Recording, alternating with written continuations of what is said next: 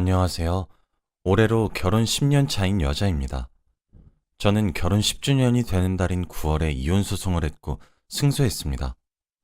남편과는 사실 결혼 생활 내도록 항상 언성이 오고 갔어요. 저는 남들보다 조금 일찍 찾아온 축복으로 결혼을 했습니다. 남편은 저보다 7살이 많은 영업직 대리였죠. 저희는 불같은 사랑을 했고 그렇게 저는 아이를 혼수로 가져갔어요. 결혼하고 얼마 뒤 신혼 시절에도 남편은 접대를 해야만 한다는 이유로 매일 술자리를 나갔습니다.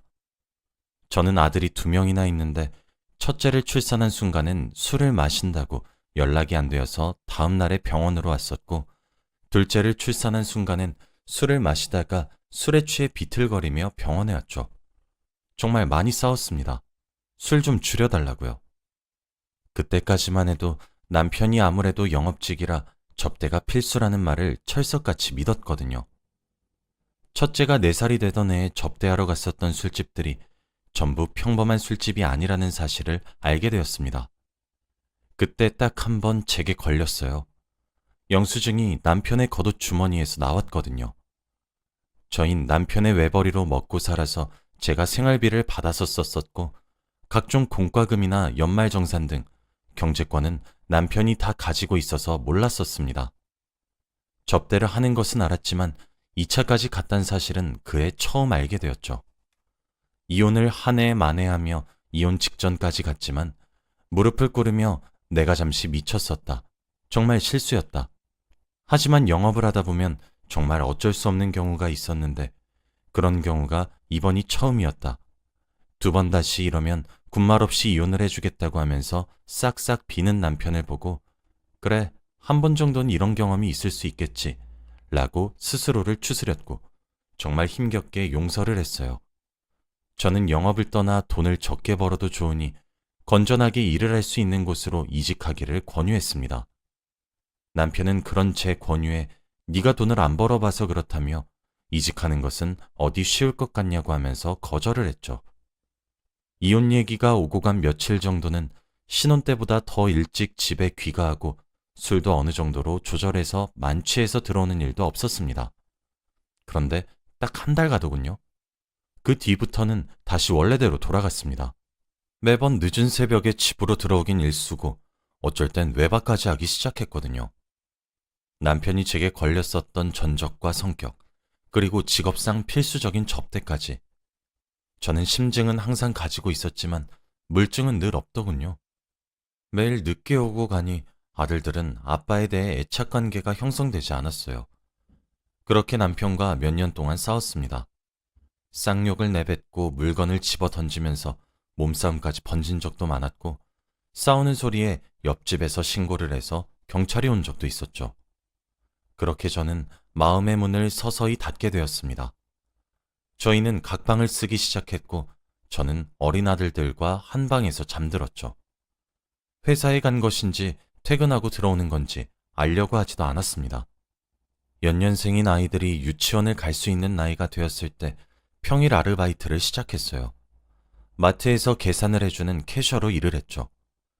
그렇게 번 돈으로 아이들에게 책도 사주고 옷도 사주고 주말이 되면 같이 놀러도 나갔죠.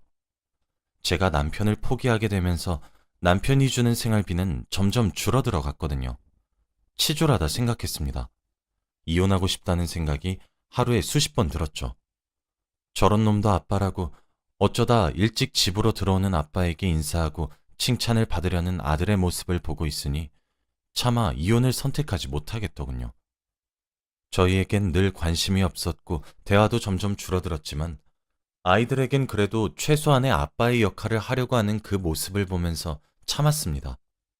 아이들 교육 문제처럼 최소한의 대화만 하며 이혼하고 싶다는 마음을 꾹꾹 누르면서 계속 인내했어요.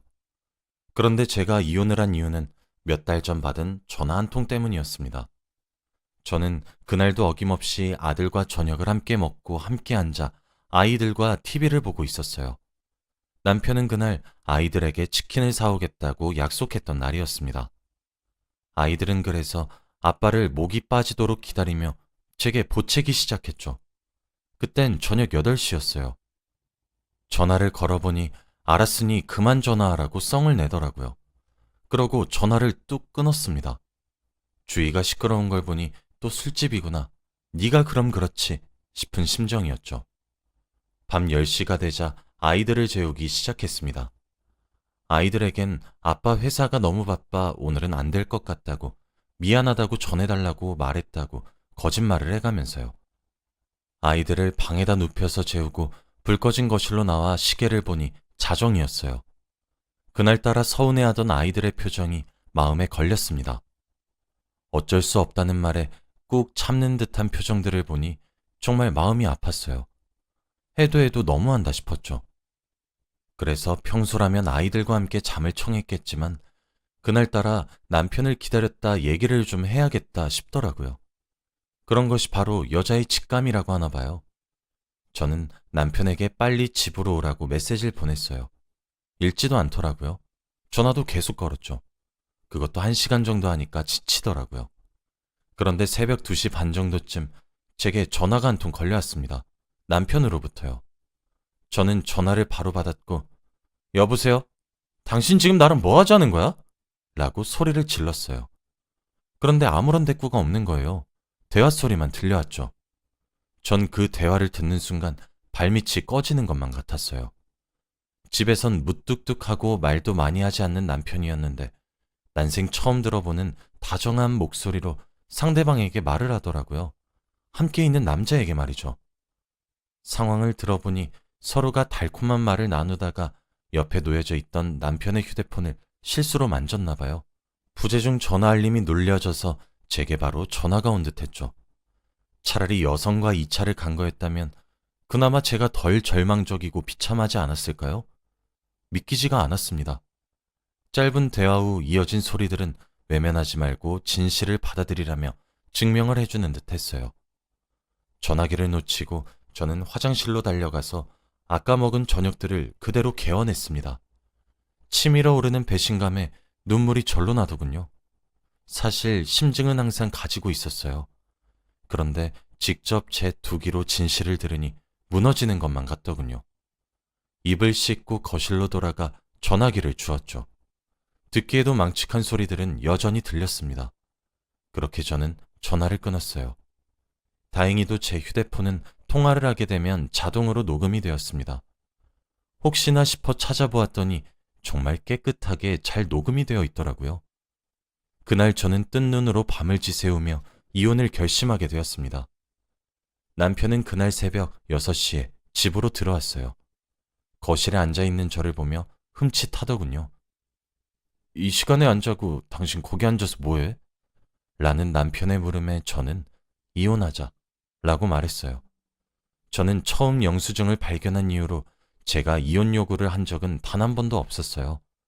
제가 좀 더 마음고생을 하더라도 아이들에게서 아빠를 빼앗고 싶지 않았으니까요. 그랬기 때문에 제 심증을 외면하고자 남편에게 바람피냐고 떠본 적도 없습니다. 만약 바람피고 있다는 사실을 제가 알게 되면 저는 이혼을 선택할 것 같았거든요. 남편은 갑작스런 저의 통보에 깜짝 놀란 것 같았습니다. 두 눈을 동그랗게 뜨고 현관에서 신발을 벗다 굳어버리더군요. 남편은 제게 뜬금없이 그게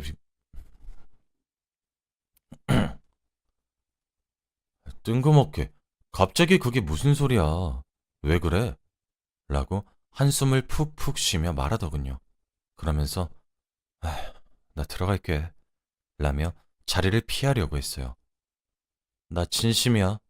협의혼 해주지 않을 거면 나 이혼소송까지 생각하고 있어 라고 말하니 방에 들어가려다 멈칫하고 저를 뒤돌아보았죠. 당신 갑자기 왜 이래? 라는 남편의 물음에 당신 나 언제까지 속일 수 있을 것 같았어? 내가 바보야?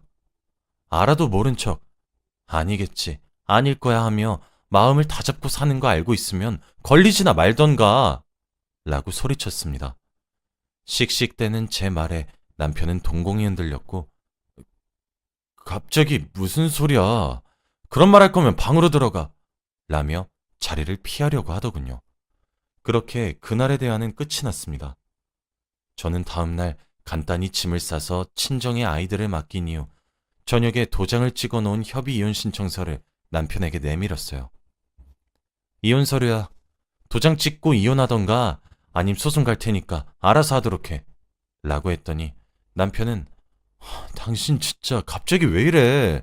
갑자기 무슨 이혼이야? 우리 애들은 어쩌고?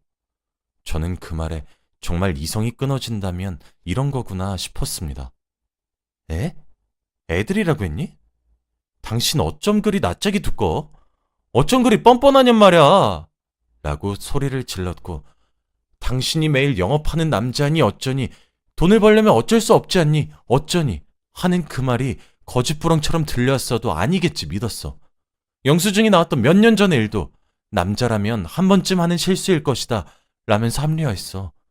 당신 행동들 보면 의심스러운 것들이 한두 가지가 아닌데 그런 거 하나씩 캐다 보면 내가 우리 애들한테 아빠 자리 빼앗을까 싶어서 내가 진짜 그런 진실을 알게 되고 정말 내 예상이 맞아버리면 나는 이혼이 너무 하고 싶어질 테니까. 그래서 끝까지 모른 척 하려고 했어. 당신은 나한테 늘 무관심했지만 아이들에겐 적어도 어설프더라도 아빠 노릇은 하길래 애들 얼굴 그거 하나 보고 버텼어. 근데 뭐? 바람을 펴? 그것도 남자랑?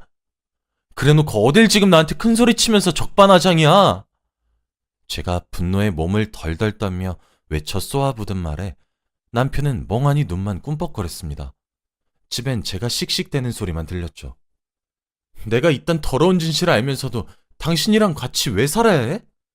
당신이 날 뭘 그렇게 아껴줬는데? 내가 기념일을 챙겨달라고 했어? 아님 돈이라도 달라고 했냐고. 각방 쓰고 나서 생활비 주는 거 조금씩 줄여도 내가 불평불만 한 번이라도 한 적 있냔 말이야. 근데 지금 감히 애들을 들먹여? 네가 인간이야 이 쓰레기 같은 놈아? 남편은 한참을 넋을 놓고 있더니 어떻게 한 거야? 언제부터? 라고 묻더군요. 너는 지금 그딴 게 중요해? 라는 제 말에 남편은 그제서야 빌기 시작했습니다. 저는 진정하려고 노력했어요. 잘 되진 않았지만요. 물을 한 잔 마신 후 남편과 저는 대화를 했습니다. 이어지는 남편의 고백은 참 씁쓸하면서도 충격적이었죠. 제 남편은 남녀에게 모두 끌림을 느끼는 사람이었어요. 남편은 제 다리를 붙잡고 매달렸습니다. 내가 미안해. 제발 이혼을 하지 말자. 내가 그럼 우리 부모님한테 뭐 때문에 이혼을 했다고 말을 하니? 내가 경제권도 다 넘겨줄게. 제발 이혼만 하지 말자. 이렇게 빌게, 응? 라면서요. 제 남편은 제가 받은 상처가 얼마나 큰지 충격받은 건 괜찮은 건지 그런 게 문제가 아니라 본인의 더러운 성생활이 부모님과 외부에 까발려지는 것을 더 두려워하더군요. 고작 이런 사람을 위해 참아온 제 10년이 너무 불쌍했습니다. 그렇게 비참할 수가 없었어요. 이혼 서류만 올려둔 채 친정으로 떠난 제게 그 이후 매일같이 연락이 왔습니다. 미안하다. 앞으론 너만 보고 살겠다. 이번이 정말 마지막이다. 제발 용서해주면 안 되겠냐 등 제 마음을 돌리려고 하는 연락이 대부분이었어요. 저는 이혼 서류에 도장을 찍어달라는 답장만 앵무새처럼 반복했죠. 한 달이 지나도록 남편으로부터는 이혼 도장을 받을 수 없었습니다. 저는 친정에 결국 사실을 말했고 모든 사실을 알게 되신 제 부모님은 뒷목을 잡고 쓰러지셨죠. 그 길로 저희 엄마는 시댁으로 쳐들어가서 시부모님 혼을 쏙 빼놓았고 그 소식을 들은 남편은 제게 또 미친 듯이 연락을 하기 시작했어요. 친정의 금전적 도움을 받아서 변호사를 찾아갔습니다. 혼인 파탄의 책임이 각방을 사용했고 개선하려는 노력이 없었기에 저에게도 아예 없진 않다고 하더라고요. 그렇지만 남편이 외돌했다는 점, 생활비를 본인의 멋대로 점점 줄였던 점 등등을 이용하면 충분히 승소할 수 있을 것이고 아마 소송을 진행하는 도중 상대방 남자에게 위자료 청구도 가능할 것이고 남편의 계좌 내역을 조회할 수 있을 테니 아마 충분히 걱정하지 않아도 승소할 수 있을 것이라고 했습니다. 그렇게 이혼 소송을 걸었고 남편의 가족들은 난리가 났어요. 제가 어머님과 아버님께 개인적으로 녹음 파일을 보내드렸거든요. 아무래도 부모이다 보니 녹음 파일의 주인공이 본인들의 아들이란 사실을 누구보다 먼저 알 수 있으시겠죠. 그렇게 저는 참아왔던 긴 세월에 비해 몇 달이라는 짧은 시간 만에 승소할 수 있게 되었습니다. 무엇보다 아이들의 아빠의 빈자리를 자연스레 받아들일 수 있을까 그거 하나가 무척 걱정되었는데 애초에 애착 관계가 제대로 형성되지 않아 놓으니 별 커다란 영향을 끼치지 않네요. 진작 이혼할 걸 그랬습니다. 아이들에게 아이들의 빈자리를 빼앗은 것만 같아 너무 미안했어요. 아이들이 조금만 더 자라면 왜 이혼을 해야만 했는지 제대로 알려주려고 합니다. 아직 마냥 어리기만 해서 말이죠. 저는 아이들에게 바른 부모가 필요하다고 생각해요. 저런 아빠를 두고 애들이 밑에서 무얼 보고 듣고 생각하며 배우겠나요? 저를 위해서 아이들을 위해 내린 결정이었지만 그래도 급작스럽게 진행한 감이 없지 않아서 홀로 서기가 많이 겁나네요. 아직까지는 그래도 무난하게 헤쳐나가는 것 같아요. 이제 한결 여유가 생겨 주위를 둘러볼 수 있게 되었어요. 저는 그 뒤로 친정으로 돌아왔습니다. 부모님은 그런 속사정을 몰라줘서 미안하시다며 저를 껴안고 우셨어요. 결혼을 할 때도 부모님 가슴에 대못을 받고 잘 살겠노라 거듭하며 결혼했는데 또 대못을 박은 것만 같아 참 죄송한 마음입니다. 남편은 아직까지 연락이 오고 있어요. 여전히 술을 끊지 못한 모양이더군요. 어떨 때는 계속 미안하다며 두 번 다시 내 눈앞에 나타나지 않겠노라 맹세하는 연락이 오고 어떨 때는 이렇게까지 하는 절 보면 화가 치밀어 오른다고 독해 빠진 년이라고 욕설이 섞인 연락이 오네요. 며칠 전엔 어차피 이혼을 할 거면서 이렇게까지 사람을 피말리고 모든 것을 다 까발리고 그랬어야만 했냐고 비난하더군요. 저 때문에 자긴 부모님께 온갖 욕설을 들어서 치욕스럽고 이런 정체성을 까발린 저를 도저히 용서하지 못하겠대요. 그래도 10년을 같이 애들을 키웠는데 이렇게 했어야만 하냐고 합니다. 저는 마음 같아서 수십 갈래로 찢어 죽여도 모자라다고 보냈어요.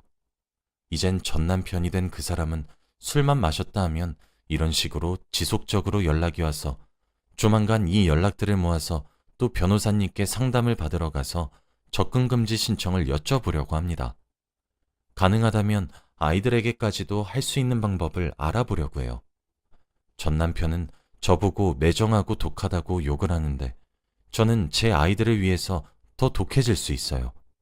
그리고 개인적으로도 전 남편을 용서 못할 것 같네요. 제가 할 수 있는 최대한으로 매정하고 단호하게 굴 것이고 법으로 할 수 있는 건 다 해보려고 해요.